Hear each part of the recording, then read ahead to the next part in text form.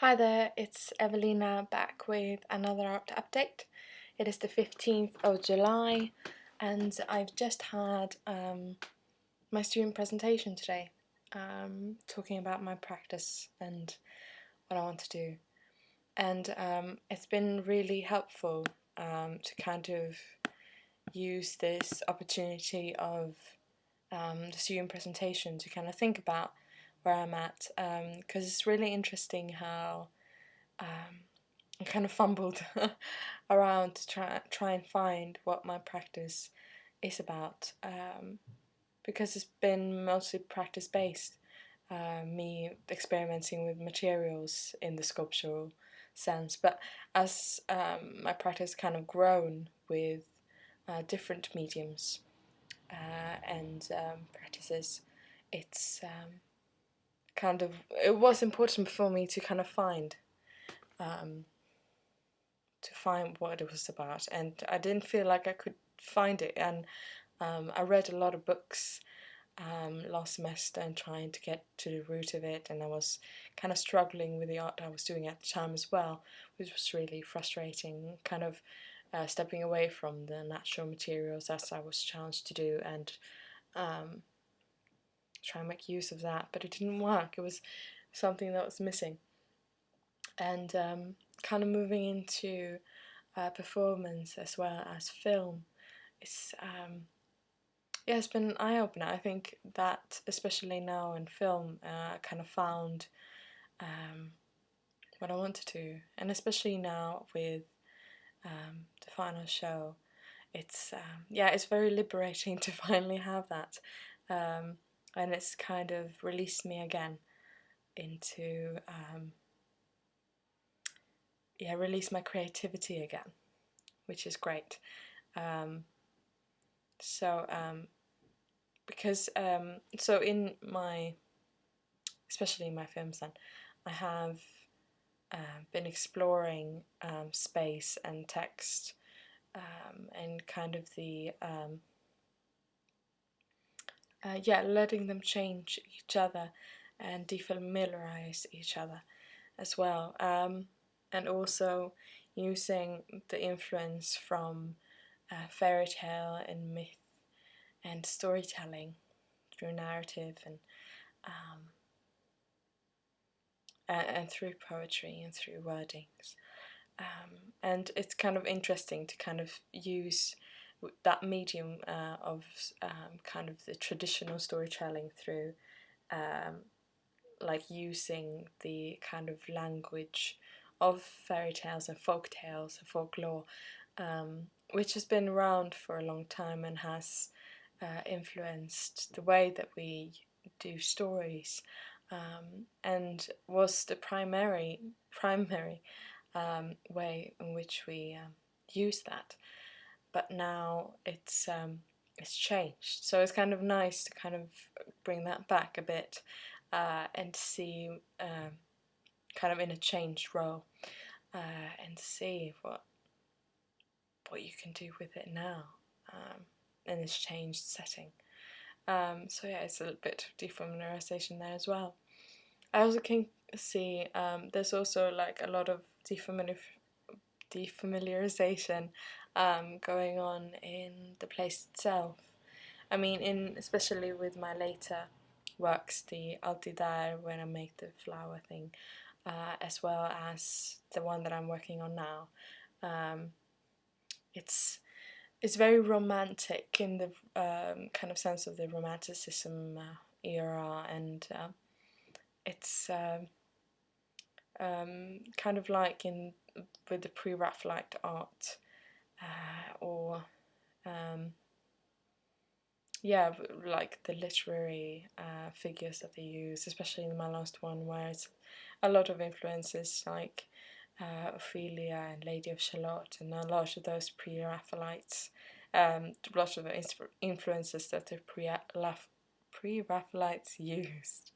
And also there's this wonderful photographer called, okay, I'm going to try and get this right, Zhang Jingna, I think it's pronounced, who's a wonderful photographer, who has this who's made this Motherland Chronicles, it's called, which is very extremely beautiful, and she uses flowers and women in this very romantic fashion and very dramatic, even, yeah, more so than me, but it is very beautiful and kind of magical,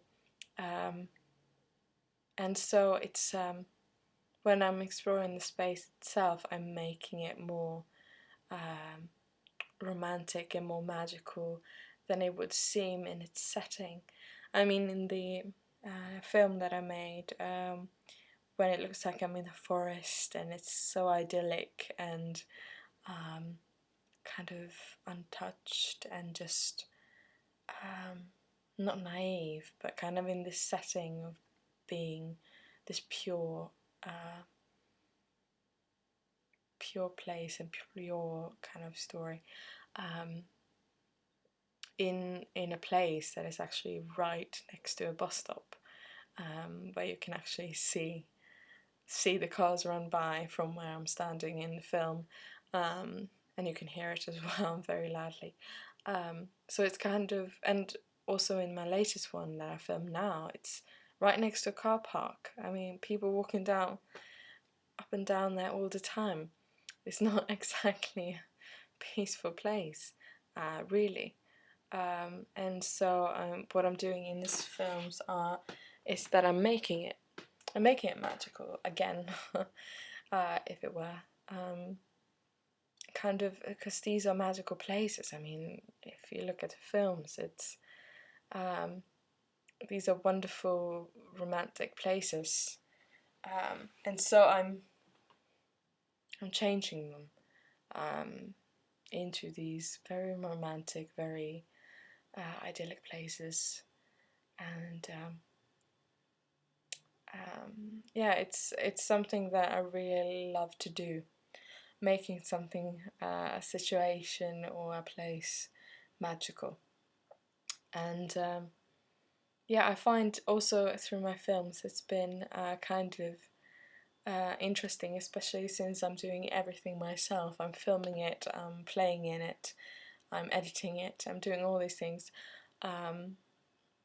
It becomes kind of an intimate setting, a very intimate moment, which I like. And I like I know I mentioned that before, but I really like the roughness of it, having having my limited experience, but also kind of using that to my advantage in the art form. And yeah, I think kind of defamiliarization of the place, changing it into something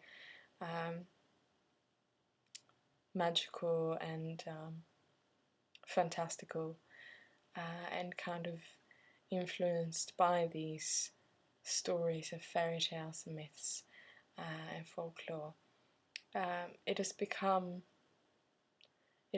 what I want to do with this final show, but also what I want to explore later, and both with my sculpture and with my films and performances. So yeah, it's great to finally know that, and to have found that,